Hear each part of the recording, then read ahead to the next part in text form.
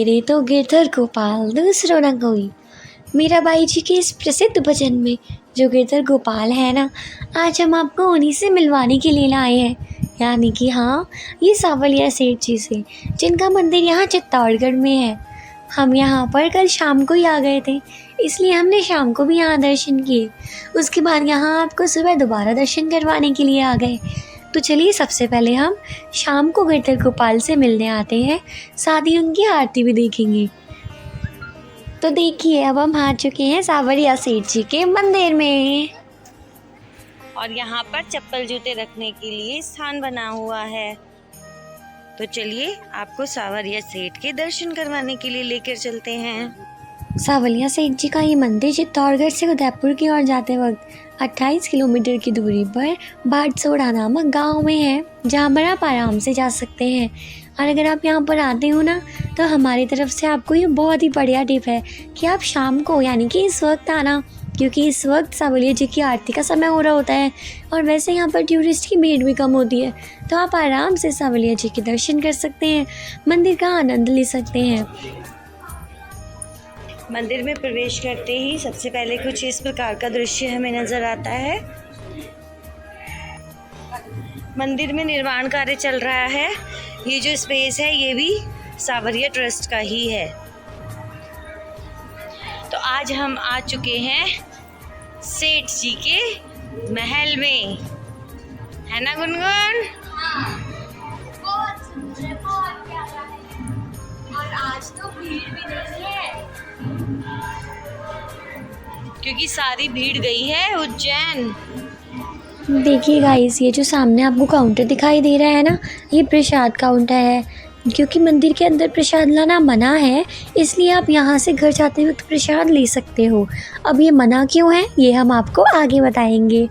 अभी यहाँ देखिए, ये है सावलिया सेठ जी का संग्रहालय, और यहाँ से हम यहाँ फर्स्ट कॉरिडोर में प्रवेश ले चुके हैं और धीरे धीरे मंदिर की ओर अग्रसर हो रहे हैं। और यहाँ देखिए, सबसे पहले हमें दर्शन होते हैं सावरिया सेठ जी के मंदिर के पहले व्यू में। यहाँ देखिए, बाहर से सावरिया सेठ जी का मंदिर कुछ इस प्रकार का दिखता है।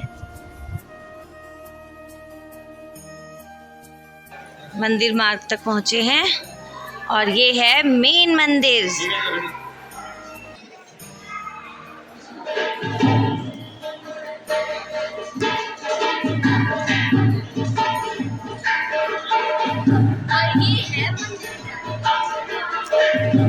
तो चलिए, अब आपको मेन मंदिर दिखाते हैं।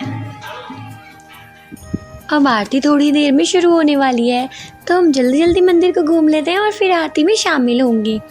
अब देखिए, क्योंकि ये मंदिर राजस्थान का सबसे अमीर मंदिर है और यहाँ पर दान और चंदा बहुत ज़्यादा आता है, इसलिए उन सभी चीज़ों का रख रखाव करने के लिए मंदिर का ये अपना कार्यालय है। अब हम मंदिर के इस कॉरिडोर में से होते हुए मंदिर के अंदर जाएंगे। इस मंदिर को कुछ इस प्रकार से बनवाया गया है कि बीच में वहाँ मंदिर है और साइडों के एक तरफ से हम मंदिर के अंदर जाते हैं और दूसरी तरफ से मंदिर के बाहर आते हैं, जहाँ पर हमें मंदिर का ये रिच कल्चर दिखाई देता है। और यहाँ देखिए, हमें यहाँ दिखाई देता है सावलिया सेठ के इस सुंदर से मंदिर का प्यारा सा एक छोटा सा मॉडल, जिसमें हर वो चीज़ उकेरी गई है जो कि मंदिर में बनी हुई है। आप देख सकते हो, मंदिर कुछ इस प्रकार का है और कितना ज़्यादा सुंदर है। और इसके साथ ही सावलिया जी का रथ भी यहाँ रखा हुआ है। आप देख सकते हो, 2 मंजिला मंदिर कितना सुंदर लग रहा है। चलिए, अब हम यहाँ से आगे बढ़ते हैं और आपको और भी चीज़ें दिखाते हैं। और वहीं हमें दिखाई देता है ये रथ। हमने अभी कहा था ना, हम आपको रथ दिखाएंगे, और ये देखो, रथ तो यहाँ सामने ही रखा हुआ है। यही है सावरिया जी का रथ, जो कि रथ यात्रा के दौरान निकलता है, साल में सिर्फ एक बार, जिसे अभी यहाँ पर पैक करके रखा जा चुका है। जब यहाँ पर रथ यात्रा होगी उस समय इसे निकाला जाएगा। ये पूरा रथ शुद्ध रूप से चांदी से बना हुआ है, जिसे कि हम आराम से देख सकते हो। यहाँ देखो, थोड़ा सा कवर हटा हुआ है, हम यहाँ देख सकते हैं कि इस रथ को कितनी सुंदरता से बनाया गया है। और ये रथ ऐसा नहीं है कि यहाँ खरीद के लाया गया हो, ये रथ भी यहाँ के एक दानी भक्त ने इस मंदिर में दान किया था सावरिया सेठ के लिए, क्योंकि ऐसी मान्यता है कि अपने व्यापार को आगे बढ़ाने के लिए राजस्थान के बहुत से बिजनेसमैन सावरिया जी को अपना बिजनेस पार्टनर बना लेते हैं। उसके बाद बिजनेस में जो भी मुनाफा होता है उसे यहाँ पर दिया जाता है। अब हम आपको कोशिश करते हैं रथ को अंदर से दिखाने की। तो ये देखो, अंदर से मंदिर का रथ कुछ इस प्रकार दिखाई देता है और बीच में यहाँ सांवरिया जी को बिठाया जाता है और उसके बाद रथ को यहाँ पर खींचा जाता है। आप देख सकते हो ये रथ कितना ज़्यादा सुंदर है, जिसके लिए अब शब्द नहीं है इसे बयां करने के लिए।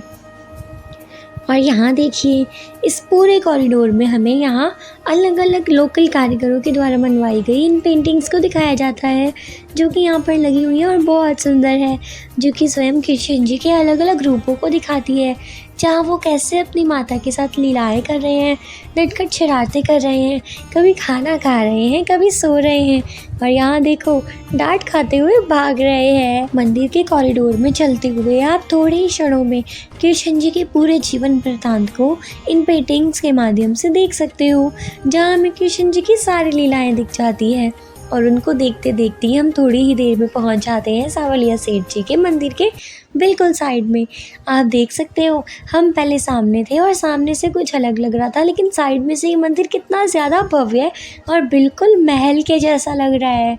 और तभी हम थोड़ी ही देर में यहाँ आरती शुरू होने वाली है तो मंदिर के अंदर जाएंगे। तब तक हम देखते हैं यहाँ पर ही रखा हुआ श्री राधा रानी का रथ।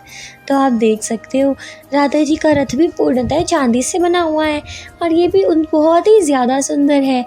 रथ यात्रा में होने वाले विवाह कार्यक्रम के दौरान राधा रानी इसी रथ का प्रयोग करती है। हमने बताया था ना, सेठों का महल है, तो इसी प्रकार अमीरी झलकती ही रहेगी।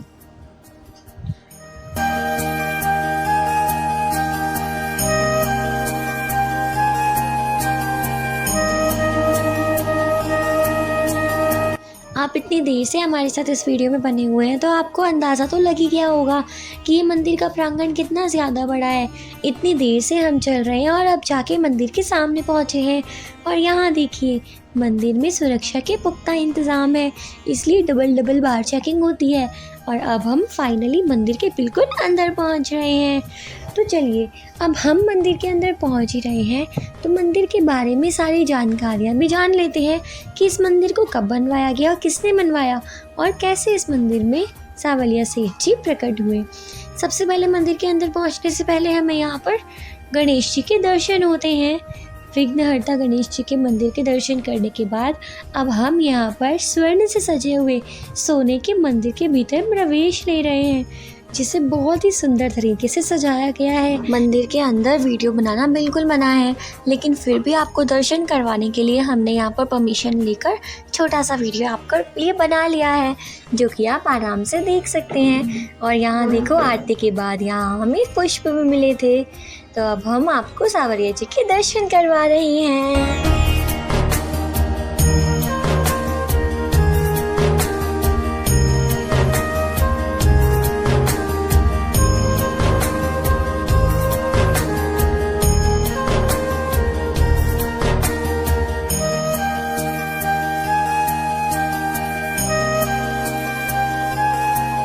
तो ये देखिए, आरती के बाद यहाँ पर हमें इस प्रकार से पुष्प मिले। अभी जो आपने गिरधर गोपाल की मूर्ति देखी ना, यानी कि सांवरिया सेठ की मूर्ति देखी, ये वही गिरधर गोपाल है जिनकी पूजा स्वयं मीराबाई जी किया करती थी। हुआ क्या था कि जो मीराबाई थी वो इस मूर्ति के साथ एक जगह से दूसरी जगह पर भ्रमणशील रहती थी।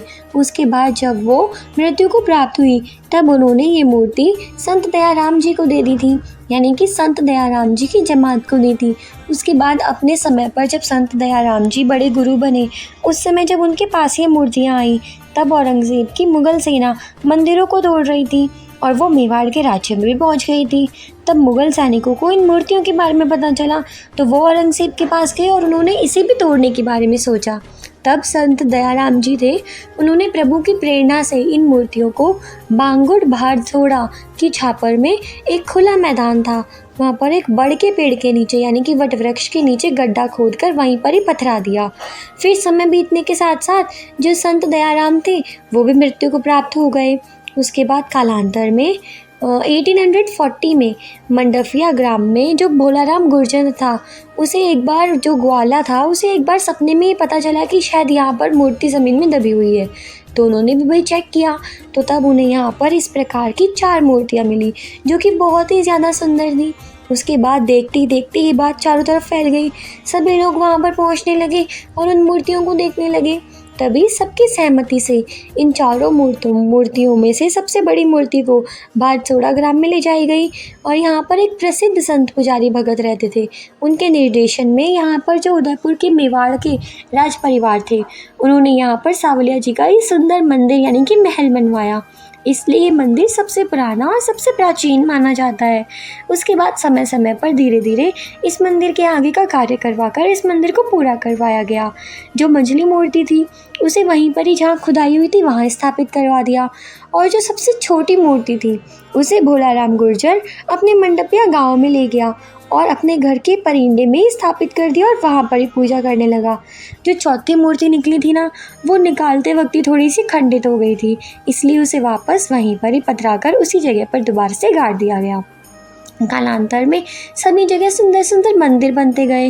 तीनों मंदिरों की ख्याति भी दूर दूर तक फैल गई और लाखों की संख्या में भक्तगण यहाँ पर आते हैं सांवलिया सेठ के दर्शन करने के लिए। इसके अलावा सांवरिया सेठ के बारे में नानी बाई के मायरे की भी एक बहुत ही प्रसिद्ध कथा है, जिसमें जो नानी बाई थी उनके घर की स्थिति ज़्यादा अच्छी नहीं थी और उनको अपनी बेटी की शादी करते समय बात की आवश्यकता थी, लेकिन उसके भाई इतने सक्षम नहीं थे कि वो अपनी बहन की बेटी की शादी में भात पढ़ने के लिए आ सके।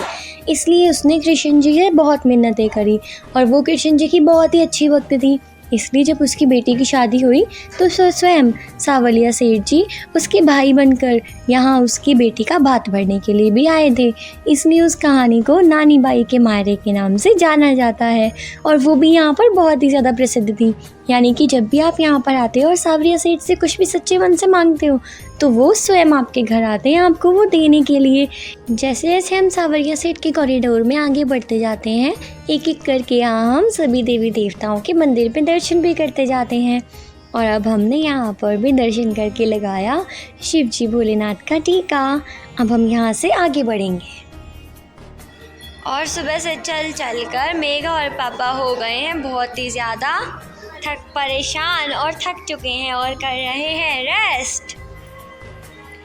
मम्मी आप भी थक गए हो क्या? सेठ तो आपने बहुत सारे देखे होंगे, लेकिन आज हम आपको ले जा रहे हैं सेठों के सेठ सांवरिया सेठ के मंदिर में।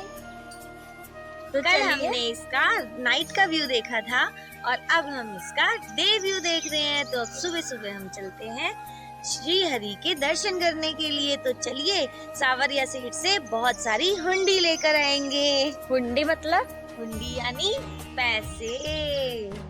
ये है सांवरिया सेठ जी का बड़ा सा महल और यहाँ पर सबसे पहले पहुँचे हैं मेघा और पापा और मम्मी। अरे कुछ बोलो। और अभी दर्शनार्थियों से ये विशेष आग्रह किया गया है कि कोई भी फूल, माला, प्रसाद, नारियल इसका बिल्कुल भी मंदिर में इस समय भेंट नहीं चढ़ाई जा रही है। और ये सभी चीजें पूरी तरह निषेध है। जैसे कि कुछ लोग पहले यहाँ पर केक वगैरह भी लेकर आते थे, तो अब केक को भी ले जाने के लिए पूर्णतः प्रतिबंधित किया गया है। तो चलिए आपको सांवरिया सेठ के दर्शन करवाते हैं। अब हम भी यहाँ से अंदर जाएंगे और अंदर आते ही इतना सुंदर ब्यूटीफुल सा नज़ारा दिखाई देता है। पापा ने तो बिल्कुल सांवरिया सेठ के महल के मैचिंग के कपड़े भी पहन लिए हैं। जैसा कि अभी मंदिर में घुसने से पहले हमने आपको बताया था कि मंदिर के अंदर पूजन सामग्री लेकर नहीं आ सकते हैं। तो आप ये सोच रहे होंगे कि मंदिर में प्रसाद कहाँ से मिलेगा। तो मंदिर में बाल भोग के रूप में प्रसाद मिलता है, जिसमें 40 रुपए में एक लड्डू और 30 रुपए में मठरी का प्रसाद मिलता है। सांवलिया सेठ एकमात्र सेठ है, सबसे बड़ी सेठ सांवलिया सेठ है। कुछ लोग अपने व्यापार में इनको बिजनेस पार्टनर बनाते हैं, कुछ लोग यहाँ से अपना ऋण उधार लेते हैं सांवलिया सेठ, जिसको छड़ावे के रूप में, ब्याज के रूप में अदाई करते हैं और सांवलिया सेठ सभी की मनोकामना पूर्ण करते हैं। जय हो सांवलिया। लेने के लिए आए हैं गाइस, हमें भी मिल जाए उधार।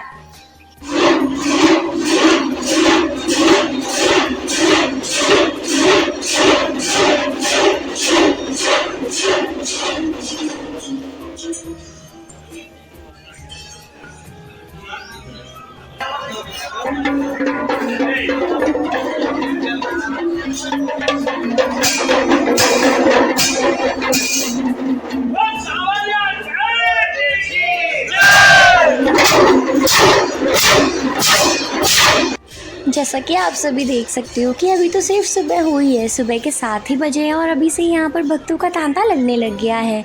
लेकिन यहाँ पर गार्डन के अंदर एंट्री मना है, इसलिए गार्डन में आपको कोई नहीं दिखाई देगा।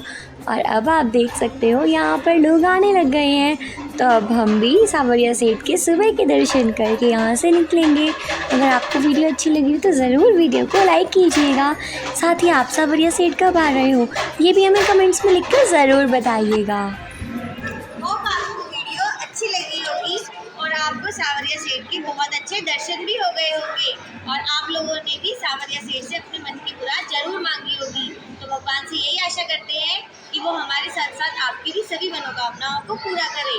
और हाँ, अगर आपको वीडियो अच्छी लगी हो तो वीडियो को लाइक करो, शेयर करो और कमेंट करो। और हाँ, जाते जाते चैनल को सब्सक्राइब करना बिल्कुल मत भूलना और कमेंट में लिखना जय सांवरिया सेठ की। जय सांवरिया सेठ की।